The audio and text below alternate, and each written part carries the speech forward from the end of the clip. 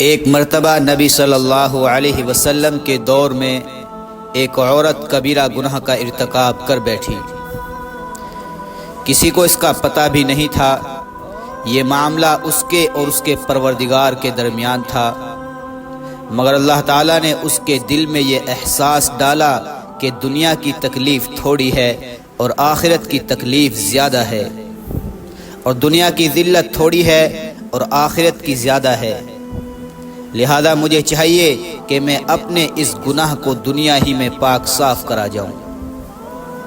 چنانچہ وہ نبی صلی اللہ علیہ وسلم کی خدمت میں حاضر ہوئی، عرض کیا، اے اللہ کے نبی صلی اللہ علیہ وسلم، مجھ سے گناہ سرزد ہوا ہے۔ آپ صلی اللہ علیہ وسلم نے اپنا رخ دوسری طرف پھیر لیا۔ اس نے دوسری طرف سے آ کر کہا، اے اللہ کے نبی صلی اللہ علیہ وسلم، مجھ سے گناہ سرزد ہوا ہے۔ آپ صلی اللہ علیہ وسلم نے پھر اپنا رخ پھیر لیا۔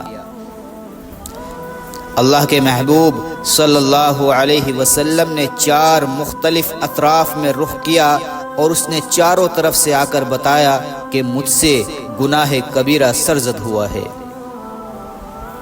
4 مرتبہ کیوں رخ پھیرا؟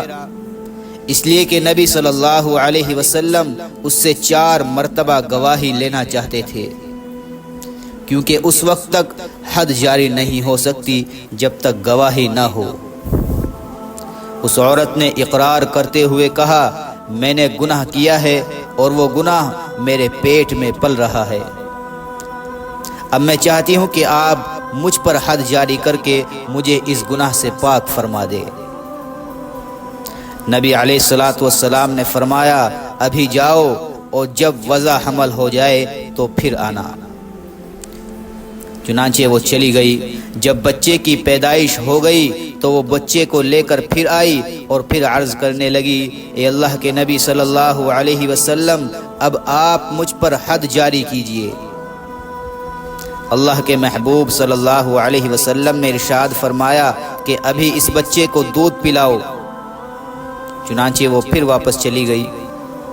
2 سال بعد دودھ پلانے کے بعد پھر نبی صلی اللہ علیہ وسلم کی خدمت میں حاضر ہوئی اور عرض کرنے لگی، اے اللہ کے محبوب صلی اللہ علیہ وسلم، آپ مجھ پر حد جاری کر دیجئے۔ اب کی بار جب وہ آئی تو بچے کے ہاتھ میں روٹی کا ٹکڑا تھا جسے وہ کھا رہا تھا۔ وہ بتانا چاہتی تھی کہ اب یہ میرے دودھ کا محتاج نہیں رہا۔ اب اس پر حد جاری کی گئی۔ غور کیجئے کہ اس نے وضع حمل سے پہلے اپنے گناہ کا اقرار کیا، پھر 2 سال دودھ پلانے کے بھی گزر گئے، مگر اس میں ایسی استقامت تھی کہ وہ بار بار آتی رہی۔ اللہ تعالیٰ نے اس کے دل میں یہ بات ڈال دی تھی کہ میں دنیا ہی میں اس بوجھ سے پاک ہو جاؤں۔ چنانچہ اس کو سنگسار کر دیا گیا۔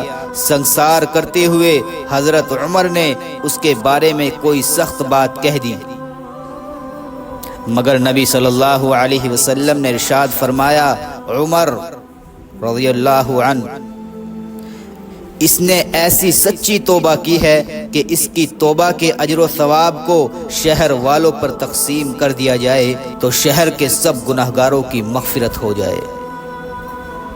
سبحان اللہ۔